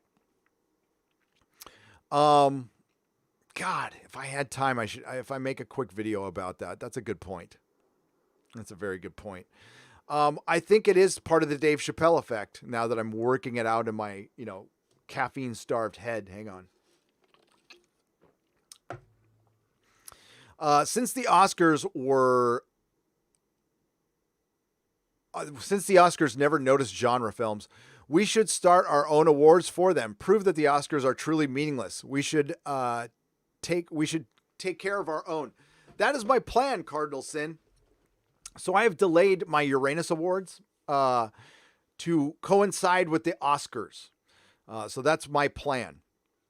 And we're going to have like a positive and a negative, but it's going to be called the Uranus Awards. So we are going to do that, Cardinal Sin. That's a good idea. Lady Gravemaster for $5. What do you think about Netflix leading the Oscar nominations? I give traditional film theaters less than a decade to either adapt or die. They're done. I can't believe they're building one in a mall near my house. It's dumbfounding. I can't remember the last theater that was built, but they're building one. They're done unless they're going to have to do what they did before, what they got rid of, that movie card thing, Movie Pass. You're going to have to pay for a subscription. You get to go to as many movies as you want. You pay $30 a month or something like that. And it's like unlimited movies. And yeah, and what you do is you give like 5% off on popcorn and then you make up the money there and you would probably be fine. I think more people would go. People still like the theater experience. But you can't do dramas and indie films anymore. And that's the minor leagues of Hollywood. So that's where you're in serious trouble. Serious trouble. $50 for Waldo 865. Thanks for all your info and research, brother. You're welcome. You're welcome. I apologize. I just it was more important for me to be on time with this episode. I'm trying to work better on my time management. And I don't do this every year. I do this every month. I try to improve a flaw. So I'm trying to improve what I feel is a flaw in my time management. So I'm trying to get better at that. So I didn't totally prep. I don't do a lot of prep for live streams, folks. I'm sure it's obvious. I turn on the camera, I talk. But I probably should have watched the trailer. I didn't even know what happened. I just kind of went to the gym and turned the camera on. And I do have to get going because I have an appointment in 40 minutes. And it's going to take me 40 minutes to drive 7 miles. So let me read these last super chats. If I missed any, I'll make them up Wednesday, okay? Thank you again for the $50. Waldo86 for $5. AFK Bard. Gary, Did you catch what we left behind? OG DS9 writers go back together and plotted the first episode of a hypothetical new season. It was awesome. I haven't seen it yet, but I have it ready to watch, and I will watch it. I promise. Join my Ravens Awards Oscar boycott. There's your link right there. Odin's on top of it. Odin's all over it. So check it out. We love Odin. Odin's movie blog, by the way, go subscribe there. Steve Glasker for $4.99. Thanks for your support, Gary. I am a San Diegan too. Kearney Mesa, what's up? Oscars suck, but still can't believe Alita wasn't nominated at all. Not even for VFX. Yeah. I mean, unfortunately, I can believe it. Fuck them. That's why fuck the Oscars. And honestly, I could flip this around and be angry that they nominated the Joker for so many. Because I love the Joker, but Dark Knight should have won Best Picture. The fact that Dark Knight didn't win Best Picture is a goddamn joke. It was the best picture of the year, period. Chris Nolan was the best director that year, period. Quite frankly, the first Avengers film should have won Best Picture. If you are setting records, it is critically acclaimed by everybody, then your movie should win Best Picture. And yes, Raiders of the Lost Ark should have won, Star Wars should have won, and fucking Avengers should have won, and definitely Dark Knight. Like, Dark Knight for sure. It's ridiculous that didn't win. Lord of the Rings should have won all 3 years. God damn it. So fuck them. Chariots of Fire won over Raiders of the Lost Ark. A bunch of slow English dudes running to a very good soundtrack. That's it. Won over Raiders of the Lost Ark. Fucking Annie Hall. Annie Hall. I know there's people out there who like Woody Allen. I don't. And that's before his weirdness. I just don't. And it should not have won over Star Wars. Period. Annie Hall is not, it might, again, that plays hard to film fans, but Star Wars, clearly, come on. Bill West. Is this the Bill West from Howard Stern? The former Billy West who does the voices? No, I'm just kidding. Billy, I can't see your super chat. There's this weird thing where it cuts off for me. I'm going to go back up and see if I can find it. Mary Ashmead wanted to do more for you, and you are fan, but shit hit the fan. I heard, Mary, and I'm sorry. No, you're fine. You're good. You're good. Are you doing Gallifrey this year? Meetup? Bill West, yes. I'm doing Gallifrey 1, and I'll talk about it on Wednesday. Adam Wolford, this will be the last one. If I missed one, I will make it up Wednesday. I really do have to go. In the short trek, why are the androids being uses work labor instead of fellow Starfleet personnel, not slave workforce? Adam, because it's Kurtzman Trek. Why is there Discovery era ships in the fucking shipyard? But there's no licensing thing or anything. Midnight's Edge. Yeah, right. I think that just proved it. Okay. So again, if I missed a super chat, I apologize. I do have to run. I'll do a quick story from the salon. So keep an eye on, yeah, so I'm going to get some personal services done, and if I'm late, I'm dead. So thank you very much. Please like, share, and subscribe. Please subscribe to Odin's movie blog. Please support everybody in the Phantom Menace and around the Phantom Menace. Subscribe to Mauler. Subscribe to Doomcock. Everybody have a great day, and I will see you in the next video. And not all who wander are lost.